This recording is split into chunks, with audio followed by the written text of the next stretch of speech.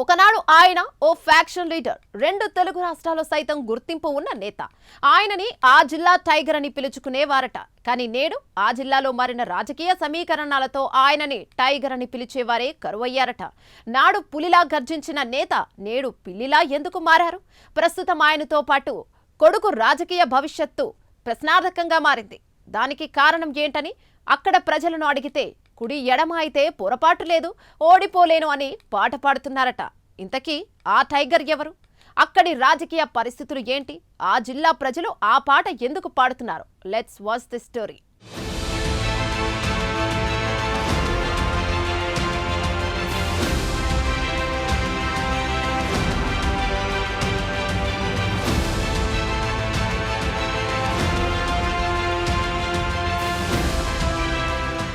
కరణం బలరామకృష్ణమూర్తి రెండు రాష్ట్రాలలో సుపరిచితుడు. ప్రకాశం జిల్లాలో టైగర్ గా పిలువబడి ఆయన 4 దశాబ్దాలుగా సుదీర్ఘ రాజకీయాలు చేశారు. అలాగే తన రాజకీయ జీవితంలో ఫ్యాక్షన్ లీడర్ గా గుర్తింపు పొందుతూ ఓ వెలుగు వెలిగారు.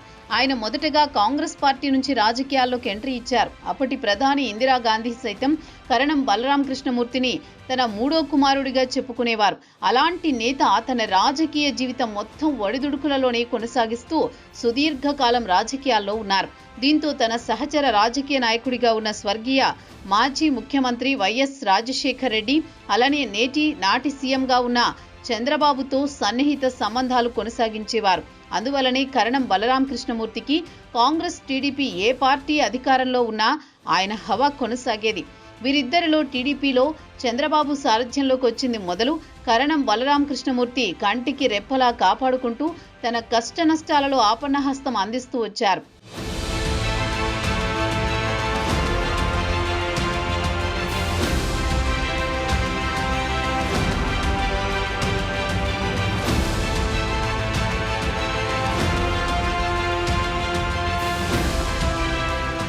కానీ 2019 ఎన్నికల్లో కష్టాల్లో ఉన్న కరణంకు చంద్రబాబు చీరాల నియోజకవర్గ టికెట్ ఇచ్చారు. బంపర్ మెజారిటీతో ఆయన్ను గెలిపించారు ఈ ప్రాంత వాసులు. కానీ అది మరచిన ఆయన టీడీపీ కష్టాల్లో ఉండగా 2019లో అధికారంలోకి వచ్చిన వైసీపీలో చేరిపోయారు. చేరిందే కాక వైసీపీ అధినేత జగన్ మెప్పు కోసం టీడీపీ అధ్యక్షుడు చంద్రబాబుపై అవాకులు చెవాకులు పేలారు. అనంతరం వచ్చిన 2024 ఎన్నికల్లో చీరాల నియోజకవర్గ వైసీపీ అభ్యర్థిగా తన కుమారుడు కరణం వెంకటేష్ను బరిలో నిలిపి చిత్తుగా ఓడిపోయారు.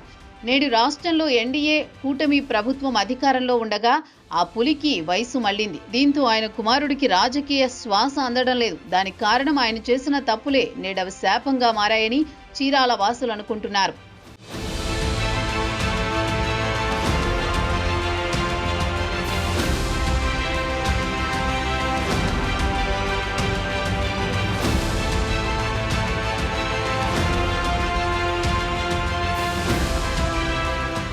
బలరామకృష్ణమూర్తితో ఉన్న సత్సంబంధాలతో చంద్రబాబు తన సొంత ఇంటి మనిషిగా భావించారు. ఆయన కష్టకాలంలో కూడా అండగా నిలిచారు. అలాగే ఆయనని ఆర్థికంగా ఆదుకుంటూ టీడీపీలో ఉన్న ప్రముఖ నేతలలో ముఖ్యుడిగా భావించారు.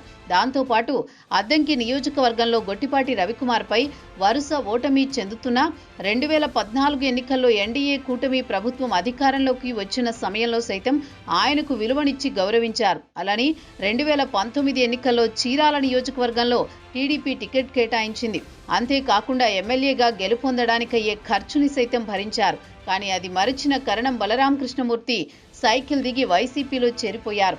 నేటి రాజకీయాల్లో అధికారం కోసం పార్టీలు మారడం సహజంగా వస్తుంది. తనని తాను సమర్థించుకుంటూ వ్యాఖ్యానించడం జరిగింది.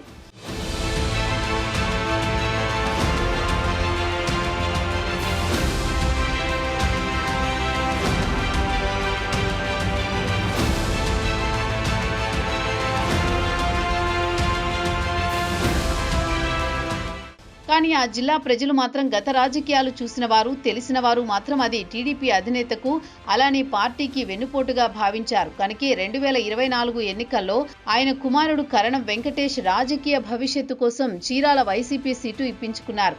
అయితే తండ్రి కొడుకు రాజకీయాలు చూసిన నియోజకవర్గ ప్రజలు కరణం వెంకటేష్ ని చిత్తుగా ఓడించారు. అనంతరం కరణం బలరామకృష్ణమూర్తి రాష్ట్రంలో ఎన్డీఏ కూటమి అధికారంలోకి వచ్చింది. దీంతో మళ్లీ టీడీపీలోకి రీఎంట్రీ ఇచ్చేందుకు ప్రయత్నించారు. అందుకు చంద్రబాబు సుముఖంగా ఉన్న మంత్రి లోకేష్ మాత్రం ఆయన రాకకు అడ్డుకట్ట వేశారనే ప్రచారం జరిగింది.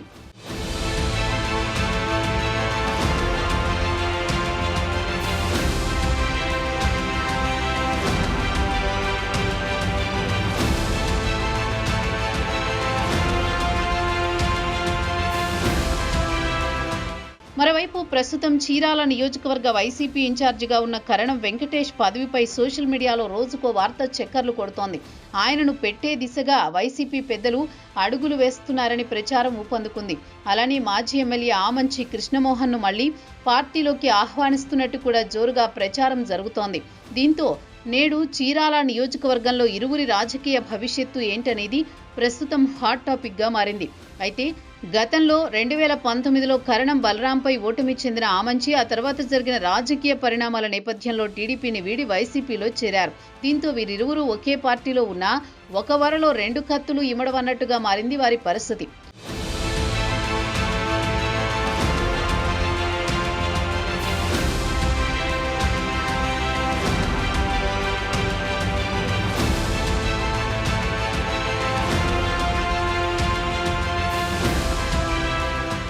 అప్పుడు ఎమ్మెల్యేగా ఉన్న అధికార బలంతో కరణం బలరాంతో పాటు ఆయన కుమారుడు కరణం వెంకటేష్ ఆమంచి కృష్ణమోహన్పై దాడులు చేస్తూ తప్పుడు కేసులు నమోదు చేసి వేధించేవారు. అంతేకాక ఆమంచిని మానసికంగా, శారీరకంగా, ఆర్థికంగా ఇబ్బందులకు గురి చేశారు.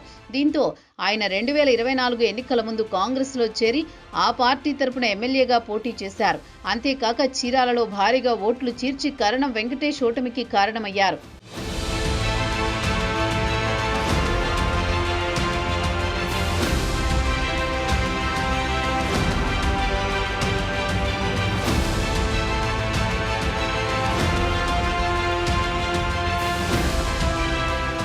ఇక ప్రస్తుతం కరణం బలరామ కృష్ణమూర్తి తన కుమారుడు కరణం వెంకటేష్ల రాజకీయ వ్యవహార శైలి వివాదాస్పదంగా ఉంది. అద్దంకిలో గొట్టిపాటి రవికుమార్, చీరాలలో ఆమంచి కృష్ణమోహన్ వీరిరువురు కరణం కుటుంబానికి రాజకీయ జ్ఞానోదయం చేశారు. అయినా వారి నడవడికలో మార్పు కనిపించకపోవడంతో ప్రస్తుతం చీరాల నియోజకవర్గ వైసీపీ ఇన్ఛార్జిగా ఉన్న కరణం వెంకటేష్ను పదవి నుంచి తప్పిస్తారనే ప్రచారం జరుగుతోంది. ఆయన స్థానంలో ఆమంచి కృష్ణమోహన్ని నియమిస్తారనే ఊహాగానాలు వినిపిస్తున్నాయి. ఈ క్రమంలో వైసీపీ పెద్దలు ఆయనను సంప్రదించినట్టు పొలిటికల్ సర్కిల్లో ఓ వార్త చక్కర్లు కొడుతోంది. అంతేకాకుండా ఆమంచికి చీరాల నియోజకవర్గ వైసీపీ ఇన్ఛార్జి పోస్టును ఆఫర్ చేసినట్టు ప్రచారం జరుగుతోంది. మరి ఈ ప్రచారంలో కొంత నిజమున్నట్టు పార్టీ వర్గాల ద్వారా సమాచారం. అయితే ఆమంచి కృష్ణమోహన్ దానిని సున్నితంగా తిరస్కరించినట్టు ఆయన వర్గీయులు చెబుతున్నారు.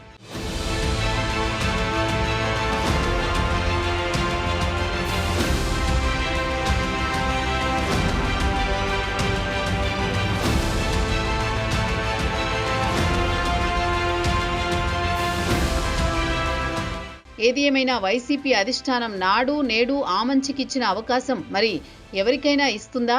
ప్రస్తే కరణం కుటుంబానికి గత 4 దశాబ్దాల్లో లేని విధంగా గడ్డు పరిస్థితులు ఎదుర్కొంటారా?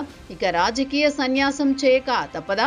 దశాబ్దాలుగా రాజకీయాలు చేస్తున్న కరణం కుటుంబం అధికారం కోసం ఆపదలో ఆదుకున్న సంబంధానికి వెన్నుపోటు పొడిచి అడ్డదారులు తొక్కడం వల్లే నేడు ఈ కష్టాలు కొని తెచ్చుకున్నట్టు అయిందని చెప్పవచ్చు.